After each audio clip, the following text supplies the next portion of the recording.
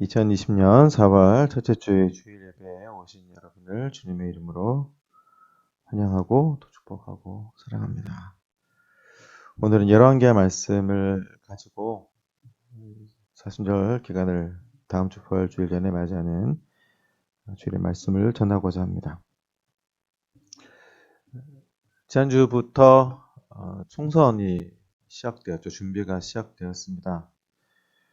어느 동네를 막론하고 굉장히 많은 후보들이 나와서 자신들이 표를 얻고자 또 지지를 얻고자 선거운동을 열심히 하고 있습니다.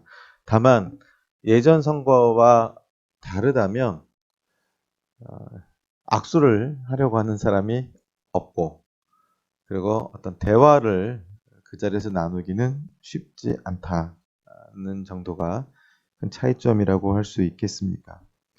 사실 인간관계, 보통의 사회적인 인간관계에 있어서 피해야 되는 대화의 주제가 원래 몇 가지가 있죠. 아시겠지만 첫 번째가 정치 이야기입니다. 정치처럼 자신들의 생각의 차이점을 첨예하게 노출시키는 것도 없습니다. 굉장히 중요하죠. 정치는 이데올로기적인 성격이 있어서 굉장히 잘 바뀌지 않습니다. 아마 여러분들도 공감하실 거고요. 사실 그에 못지않은 두 번째 주제가 뭐냐면 종교 이야기입니다. 이 이야기도 말다툼이 될 가능성이 있습니다. 왜냐하면 사람들은 종교에 민감합니다.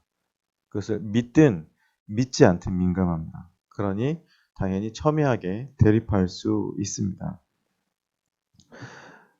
제가 고등학생이었을 때 예수님을 믿었습니다. 그 이전에도 교회를 쭉 다니기는 했지만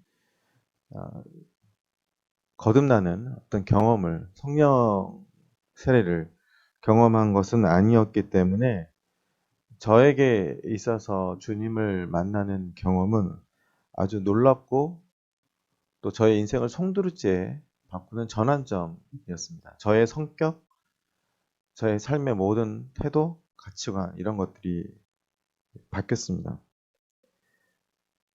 그리고 제가 그 이전에 안 하던 것들을 하기 시작했는데 그게 뭐였냐면 친구들을 전도하기 시작했습니다.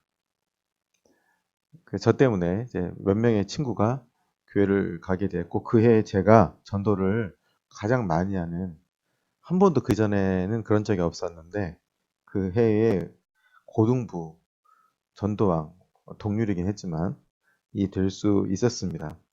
그러다 보니 학교에서의 제 삶도 좀 바뀌게 되었는데 제가 교회를 되게 열심히 다니고 전도를 하기 시작하니까 친구들이 그 당시 남학교, 남자 고등학교의 친구들이 제일 많이 하는 그 시시껄렁한 이런 여러 가지 음담 패설이라든가 혹은 야한 잡지를 돌려본다든가 이런 일들이 있는데 원래도 그런 것을 잘 하지도 않았지만 어느 순간부터 저에게는 그런 것들을 아이들이 이야기를 하지 않기 시작했습니다.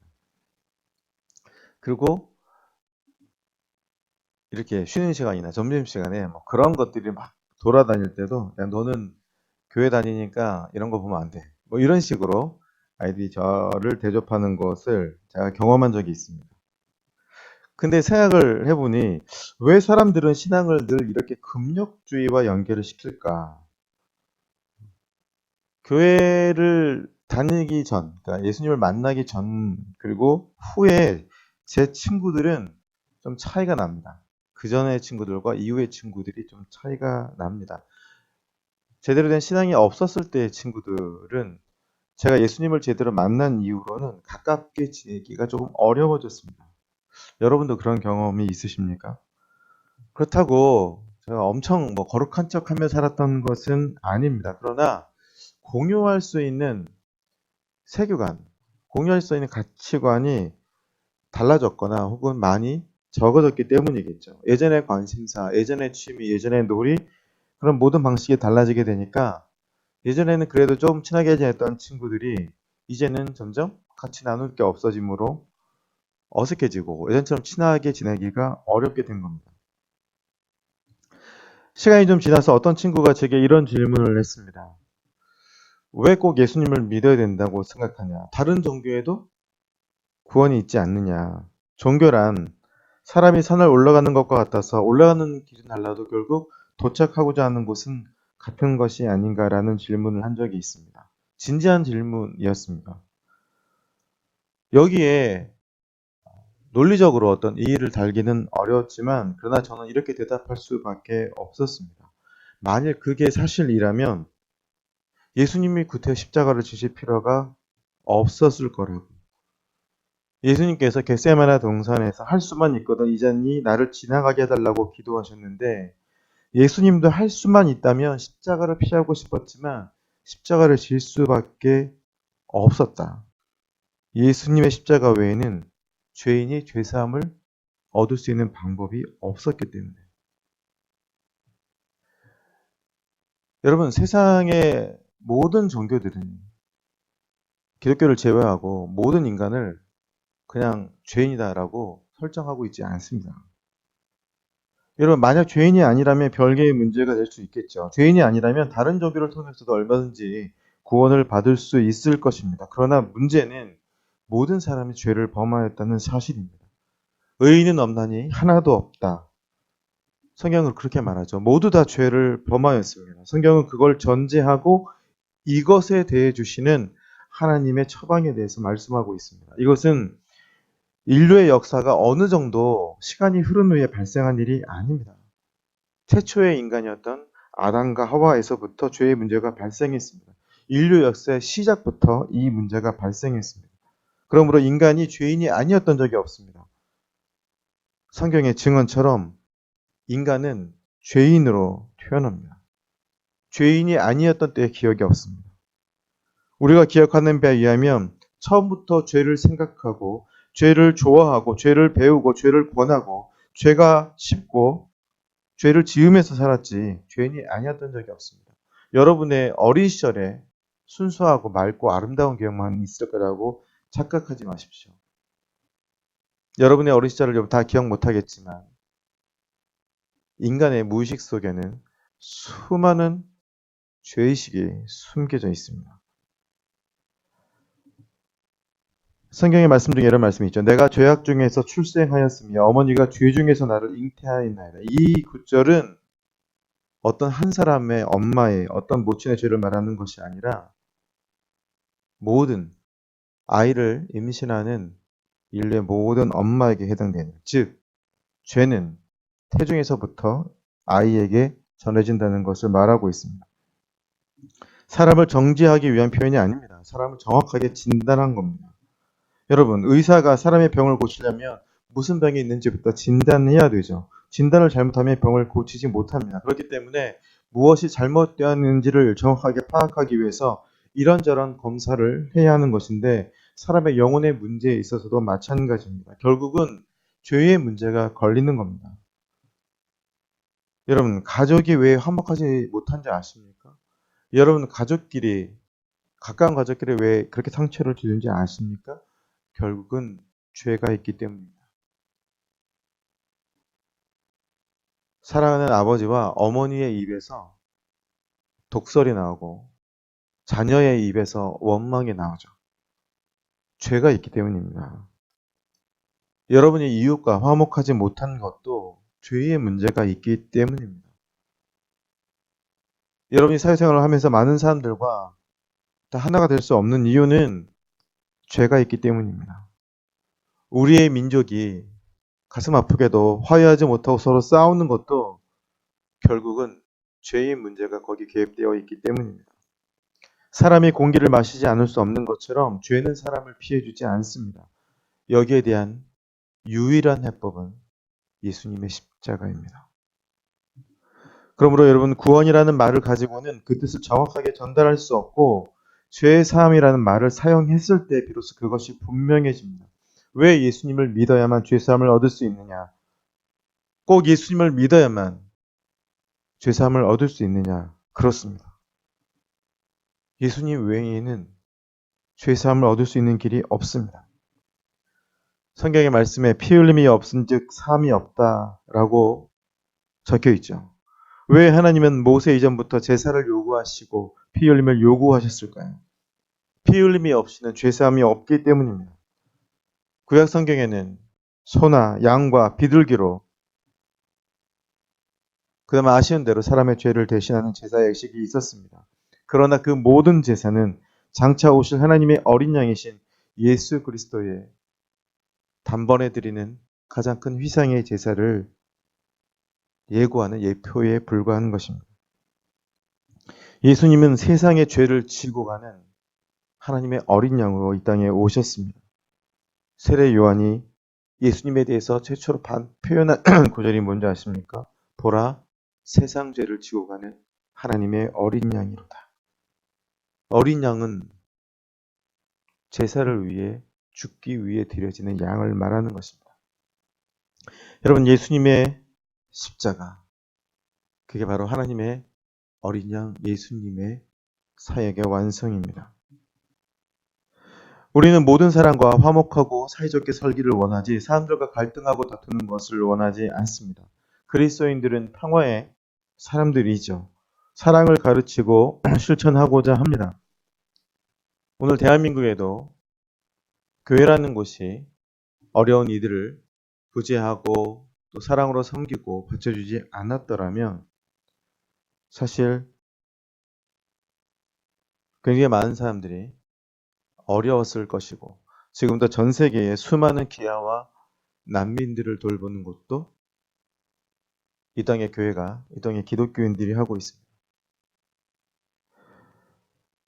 그러나 역사를 돌아보면 그리스도인들은 주변 사람들에게 미움을 받은 적이 많았습니다. 로마 시대는 로마 황제들에게 미움을 받았고 일제강점기에는 신사참배를 하지 않는다고 미움을 받았고 지금도 저 북녘 땅에는 몰래 예수님을 믿다가 잡히면 정치범 수용소에 감금되고 이슬람 국가에서는 심지어 감옥에 갑니다. 이스라엘에서 지금 예수님을 믿으면 폭탄 테러를 당하기도 하고 오늘 21세기를 살아가는 대한민국 이 땅에서도 교회를 다닌다는 것이 그렇게 녹록지 않을 때가 있습니다.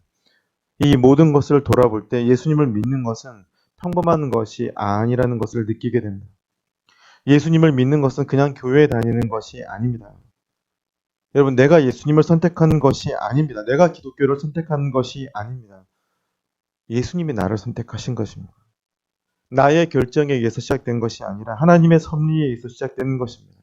그렇기 때문에 예수님을 믿는 모든 사람들이 유념해야 될 것은 여러분의 지금 이 믿음의 인생은 주님께서 택하신 인생이고 그리고 여러분은 주님께 부름받은 사람들이며 여러분들은 다 사명을 갖고 있다는 것입니다. 예수님을 믿는 것이 무엇을 의미하는지, 예수님을 믿어서 어떻게 살아야 되는지, 왜 예수님을 믿게 되었는지, 왜 신앙으로 살아야 되는지, 왜 하나님의 말씀에 순종해야 되고 순종하지 못하는 것으로 고민해야 되는지에 대한 모든 질문은 사명감을 생각하지 않으면 잘 이해하기가 어렵습니다. 평범한 사람들의 소망은 가족끼리 화목하고 행복하게 살고 친구들을 만나고 좀 안락한 노후를 살고 여러분 이게 목표겠죠. 그러나 이 소박한 목표를 이루며 사는 사람도 거의 없습니다. 하물며 믿음의 사람들은 나와 아무런 상관이 없는 이들을 전도하려 하고 그들에게 믿음을 심어주려 하고 내일도 아닌데 남의 어려움을 위해서 함께 기도하고 섬기고 예물을 드리고 축복하죠. 이것은 사명감이 없이는 결코 할 수 없는 일입니다. 예수님께서 제자들을 부르실 때 뭐라고 말씀하셨습니까? 나를 따라오라. 내가 너희를 사람을 낚는 어부가 되게 하리라. 사람을 낚는 어부, 사람을 낚게 하신다고 말씀하셨습니다. 예수님의 제자는 사람의 영혼을 하나님께로 인도하기 위해 부름받은 것입니다. 예수님의 제자가 되고자 하는 사람들은 다 같은 환경입니다. 우리가 받는 훈련, 시련, 고난 이런 모든 것은 우리에게 다른 사람의 영혼을 살릴 수 있을 만한 역량과 인격과 믿음과 능력을 갖추게 하기 위해서 하나님이 여러분에게 열어주시는 기회고 일정이라고 보시면 됩니다. 이전에는 내 마음대로 살고 내 생각대로 살고 내 주먹대로 살고 극단적으로 자기 중심적이고 남을 배려한 적이 없고 남을 이해하려고 노력한 적도 없고 이웃에 대해서 관심도 없었던 나와 같은 사람을 하나님이 데려다가 섬기게도 하고 참게도 하고 양보하게도 하고 사랑도 배우게 하고 인내하는 일꾼을 만들려니 이게 하루아침에 될 리가 없습니다. 때문에 나로 하여금 이전 일에 집착하게 할 만한 것을 하나님이 가져가실 때가 있죠. 하나님이 우리를 다듬으시는 겁니다. 좋은 요리를 위해서 주방에 있는 사람은 재료를 다듬기 시작합니다. 그러면 다듬기 위해서 버리는 것들이 많죠. 깨끗하게 씻고 불필요한 것들을 쳐내서 버리고 가장 좋은 열매를 위해서 다듬게 됩니다. 여러분, 당연히 하나님께서도 우리를 쓰고자 하실 때 우리의 모난 부분, 우리의 강한 개성, 우리의 고집, 우리의 교만을 다듬으려고 하다 보니 버리는 것이 있게 됩니다. 우리에게 유익하지 않기 때문에 그것이 나를 거룩하게 살게 하지 못하기 때문입니다. 또 하나 사람이 예수님을 믿는 것이 평범하지 않은 이유는 하나님의 말씀을 강력하게 반발하는 세력이 세상에 있다는 사실입니다. 여러분, 인터넷에는 자유롭게 자신이 원하는 글들을 올릴 수 있는 게시판들이 많죠. 저는 한때 다음이라는 사이트에서 게시판에 글을 엄청 열심히 쓴 적이 있었습니다. 제가 뭔가 한번 꽂힐 때 약간 욕심을 좀 낼 때가 있습니다. 엄청난 집중력으로 이제 글을 쓰기 시작하면 갑자기 제가 댓글 수도 많아지고 물론 추천도 많아지고 또 어떤 카페에서는 회원들 중에서 제가 이제 가장 많은 추천수를 받는 글쟁이가 된 적도 있습니다. 그런데 놀랍게도 여러분 기독교에 대해서 제 믿음에 대해서 글을 쓸 때는 거기에 정말 많은 불편한 댓글이 많이 달렸었습니다. 제가 그 댓글에 또 댓글을 달다가 눈이 벌게진 채로 밤을 샌 적도 여러 날이 있었습니다. 여러분, 단지 교회가 그리고 제가 얘기하는 믿음에 대한 글이 불편하다는 차원에서 쓴 댓글이 아니라 굉장히 깊은 반발을 가지고 있는 사람들이 있다는 것을 많다는 것을 저는 자주 느꼈습니다. 여러분, 기독교에 대해서 하나님에 대해서 강력하게 반발하는 세력이 참 많습니다. 여러분, 오늘 다시 본문으로 돌아와서 나아만 장군이 엘리사 선지자의 말을 듣고 반발하는 것을 보면서 저는 그 생각이 났습니다. 나아만은 이스라엘에 호감을 갖고 자기 발로 병을 고쳐달라고 찾아온 사람입니다. 그런데 엘리사의 말을 듣고 나아만이 흥분하고 반발합니다. 분노합니다. 그리고 몸을 돌이켜서 자기 집으로 돌아가려고 합니다. 왜 이 사람이 이렇게 반발합니까? 엘리사가 좀 더 친절했으면 안 그랬을지도 모릅니다. 왜냐하면 나아만은 자기 나라에서 국방부 장관 같은 사람이었습니다. 군대 장관, 최고의 사회 지도층이었습니다. 대접을 받던 사람이 그 당시 나라의 국력으로 봤을 때 자기 나라만도 좀 못한 이스라엘에 왔는데 한 선지한 사람이 직접 나와서 환영하지도 않고 웃지도 않고 대접도 안 해주고 단지 종을 보내서 요단강에 7번 몸을 씻으라고 했으니 화를 낼 법도 합니다. 그러나 여러분, 나만이 여기에 왜 왔습니까? 대접을 받으려고 왔습니까? 여러분, 대접은 자기 나라에서 얼마든지 받죠. 자기의 의견을 말하려고 왔습니까? 아닙니다. 자신의 의견이 자신을 깨끗하게 해줄 것 같으면 벌써 깨끗해졌겠죠. 여러분, 나아만이 이스라엘에 온 이유는 한 가지입니다. 자신의 병을 고치기 위해서. 그렇기 때문에 환영을 받지 못해도 또 자신의 의견을 존중받지 못해도 깨끗해 줄 수 있는 길이 있다면 그것을 따를 수밖에 없습니다. 지금까지 다른 방법을 시도하지 않은 게 아닙니다. 모든 방법을 다 시도해 봤어요. 그런데 다른 방법은 되지 않았습니다. 그리고 이제 엘리사의 종을 통해서 요단강에서 씻는 것이 유일한 방법이라는 이야기를 들었고 그대로 해야만 합니다. 여러분, 그런 일은 없길 바라지만 교회 문턱까지 와서 혹은 교회에 들어와서 호감을 갖고 뭔가를 갖고 기대에 차서 교회에 왔는데 다 와서 반발을 한다든가 혹은 예배 한두 번으로 실망을 한다든가 시험에 든다면 그처럼 안타까운 일은 없을 것입니다. 그러나 우리 주변에도 많지만 성경을 봐도 그런 사람이 의외로 많습니다. 천국의 문턱까지 왔다가 떠나가는 사람들이 많습니다. 그러니까 마지막 심판날에 하나님께 변명할 수가 없다는 것입니다. 아예 복음을 들을 기회가 없었다든가 기독교의 기자를 예수님의 예자도 못 들었다면 별개의 문제이지만 교회까지 왔고 예수님의 이름도 들어봤고 복음에 대해서 소개를 받은 적이 있습니다. 그런데도 실족하는 사람들이 있다면 그들은 변명할 여지가 없습니다. 가룟 유다와 아나니아와 삽비라와 사마리아 마술사 시몬 같은 사람이 그렇습니다. 문턱까지는 왔는데 여기서 받아들이지 못하고 깨달음을 얻지 못하고 반발하는 그런 경우가 있었다는 것입니다. 오늘 본문에서 우리가 유념해야 될 것은 나아만이 이렇게 반발할 때 엘리사가 거기에 대해서 한마디도 대꾸를 하지 않는다는 것입니다. 내버려 둡니다. 그 이유가 무엇입니까? 이는 토론할 수 있는 것이 아니라는 것입니다. 엘리사도 자신의 의견을 말하는 것이 아닙니다.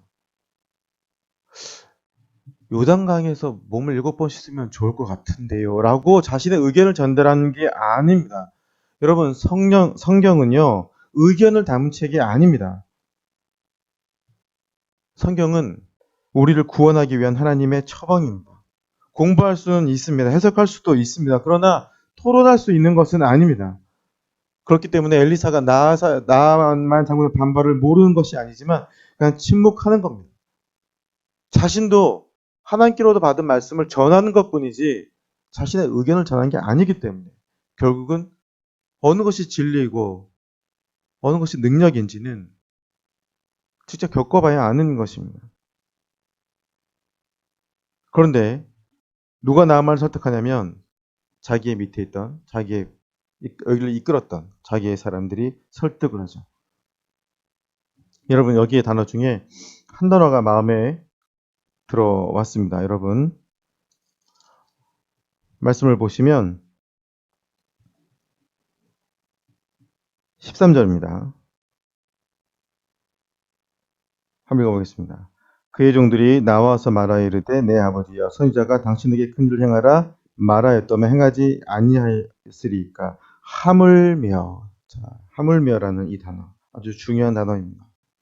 여러분, 깨끗함을 얻을 수 있다면 더 어려운 일을 명하였어도 했을 텐데 하물며 요단강에 씻는 것 정도야 할 수 있지 않겠느냐고 나아만을 설득하는 것입니다. 여러분, 하나님께서 이 복음을 통해서 우리에게 말씀하시는 것은 단순합니다. 성경 전체를 관통하는 말씀이죠.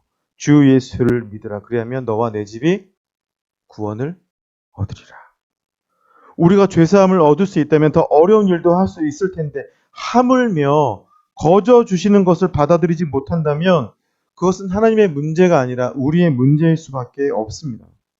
만약에 나아만 장군이 깨끗함을 받지 못한다면 이것은 하나님의 탓도 아니고 엘리사의 탓도 아니고 누구의 탓입니까? 나아만의 탓입니다. 근데 결국 나아만이 자기의 마음을 돌리죠. 나아만이 이 말을 듣고는 이에 내려갑니다. 그리고 엘리사 선지자의 말대로 요단강에 7번 물을 잠깁니다. 그랬더니 그를 그렇게 고통스럽게 했던 온 피부를 덮었던 그의 병이 어린아이의 살같이 되면서 깨끗해집니다. 기적이 일어납니다. 어린아이의 살, 어린아이의 마음을 그가 가지게 된 겁니다. 너희가 돌이켜 어린아이들과 같이 되지 아니하면 결단코 천국에 들어가지 못하리라. 여러분, 아주 어린아이들은 먹으라 하면 먹고 말해주면 그런가 보다 하죠. 순진하죠. 부모를 신뢰합니다. 그러나 사춘기가 되면 조금씩 반항하고 저항하고 질풍노도의 시기를 보내죠. 나중에 시간이 흘러서 가정을 이루고 철이 들면 그때서야 부모님이 나에게 하신 말들을 이해하기 시작합니다. 여러분, 하나님에 대해서도 마찬가지인 것 같습니다. 사람이 영적으로 사춘기를 통과할 때가 있습니다. 괜히 하나님이 거북하고 불편하고 부담스럽고 교회 나오는 것이 망설여질 때가 있죠. 그게 영적인 사춘기 같은 겁니다. 철이 들지 못하는 거죠. 그렇다고 해서 갈 데가 있는 것도 아닙니다. 교회를 떠나서 갈 데가 없습니다. 하나님을 떠나서 갈 데가 없습니다. 주일에 갈 교회가 없는 사람처럼 처량한 그리스도인이 없습니다.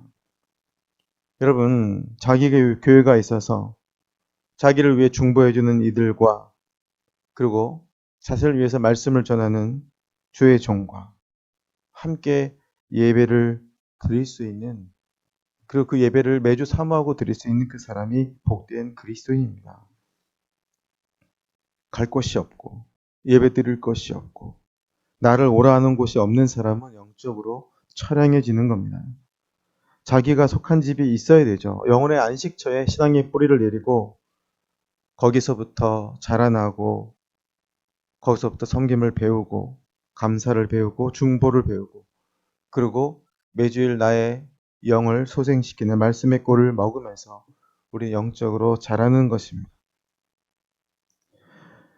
나아만이 그 살이 어린아이의 살 같아서 깨끗하게 되었다.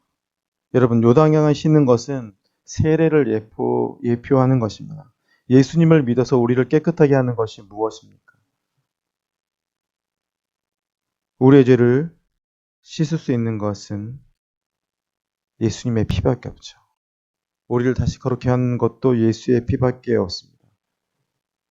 이건 찬송가 가사입니다. 나의 죄를 씻기는 예수의 피밖에 없네. 다시 성쾌하기도 예수의 피밖에 없네. 여러분, 저도 여러분도 여전히 죄인입니다. 우리를 용서해 주시는 분은 오직 예수님이시고 모든 죄로부터 우리를 그 사슬에서 풀려나고 해방케 되고 자유케 해줄 수 있는 것은 예수님의 보혈밖에 없습니다. 그것을 위해서 예수님이 돌아가신 것입니다. 그리고 그 일을 위해 2000년 전 예수님은 예루살렘에 들어오셨습니다. 그리고 우리는 다음 주일을 부활주일로 지키기 원합니다. 아직 사순절 기간입니다. 여러분, 우리의 믿음을, 우리의 죄를, 우리의 구원의 확신을 여러분 돌아보면서 결국 우리의 죄를 사해 주신, 우리를 깨끗게 하시는 예수님의 십자가와 그 보혈을 생각하며 남은 사순절 기간을 은혜 가운데 함께 보내시기를 예수님의 이름으로 간절히 축원합니다. 함께 기도하겠습니다.